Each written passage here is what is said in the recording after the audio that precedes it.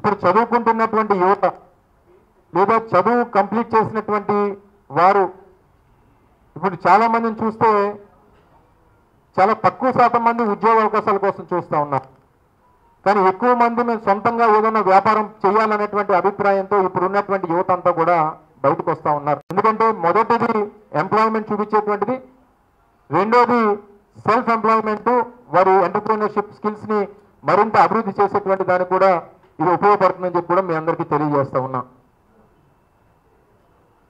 So ఏ రకమైనటువంటి పరిశ్రమలు, ఇందాక నేను చెప్పినట్టు ఇప్పుడు ఉన్నటువంటి పరిశ్రమలతోనే మనం ముందుకెళ్తే, ఇప్పుడు ఉన్నటువంటి వాటినే మనం ముందుకు తీసుకెళ్ళగలిగితే మన పరిస్థితి, ఇక్కడ ఉన్నటువంటి జీవన విధానం అనేటువంటిది మరింత దుర్భరంగా మారుతుంది అనేటువంటిది చాలా మంది నిపుణులు చెప్పేటువంటి మాట. ఇది నేను చాలా మంది పెద్దలతో మాట్లాడినప్పుడు ఈ స్థాయిలో గాజువాక నియోజకవర్గం ఇంత జనాభా ఇంత పెరిగిపోయింది, సోషల్ ఇన్ఫ్రా అనేటువంటిది కానీ సివిక్ ఇన్ఫ్రా అనేటువంటిది ఉన్నటువంటి ఈ జనాభాకు మనం ఇవ్వగలుగుతాం లేదా ఈ పరిశ్రమల కొనసాగింపుతో ఏ రకమైనటువంటి భవిష్యత్తు ఉంటుందని ఆలోచన చేసినప్పుడు రెండు రకాలుగా ఏ రకమైనటువంటి భవిష్యత్తు వ్యాపారాలు కానీ భవిష్యత్తు ఇండస్ట్రీ కానీ ఏ రకంగా ఉండాలనేటువంటిది ఆలోచన చేసినప్పుడు అవసరమైనటువంటి స్థలం కూడా అందుబాటులో లేదు ఇక్కడ గాజువాకలో. ఎందుకంటే పూర్తి స్థాయిలో అంతా కూడా కాంక్రీట్ జంగిల్గా మారిపోయినటువంటి పరిస్థితులు. ఎక్కడన్నా ఒక గేటెడ్ కమ్యూనిటీ లాంటిది కట్టాలన్నా లేదా ఒక పెద్ద పరిశ్రమ ఇంకోటి ఏర్పాటు చేయాలన్నా సరే అవకాశం అనేటువంటిది గాజువాకలో లేదు. ఎందుకంటే పూర్తి స్థాయిలో భూమి అనేటువంటిది ఎగ్జాస్ట్ అయిపోయినటువంటి పరిస్థితుల్లో తక్కువ real estate in the sense తక్కువ స్పేస్లో ఎక్కువ బిజినెస్ని ఏ రకంగా మనం పెంపొందించగలం అనేటువంటి దాని నుంచి వచ్చినటువంటి ఆలోచనలో తక్కువ స్పేస్లో వ్యాపారాలు చేయాలి.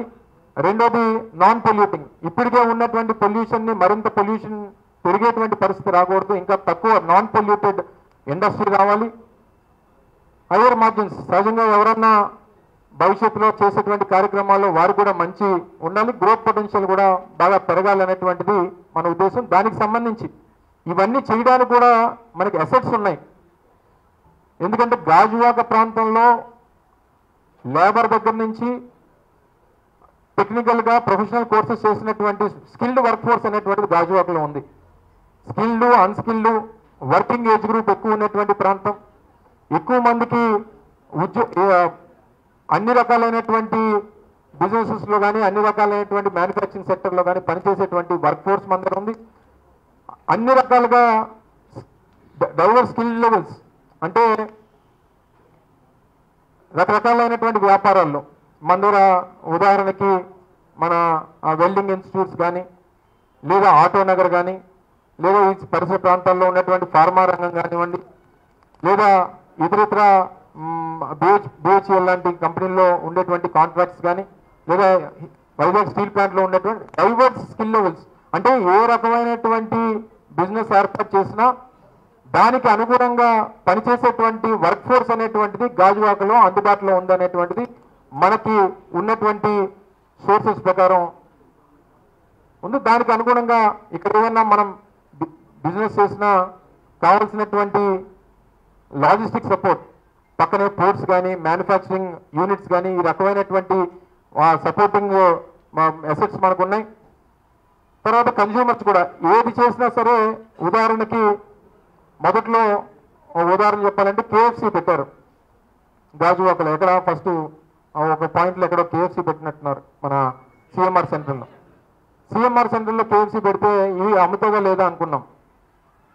తర్వాత ఎన్ని బ్రాంచెస్ మొదలైనాయి ఇక్కడ. మొన్న కోరమపాలెం వెళ్తే కోరమపాలెంలో ఉంటుంది. అంటే ఇలా ఎక్కడికి వెళ్ళినా సరే ఇప్పుడు కన్జ్యూమర్స్ అనేటువంటి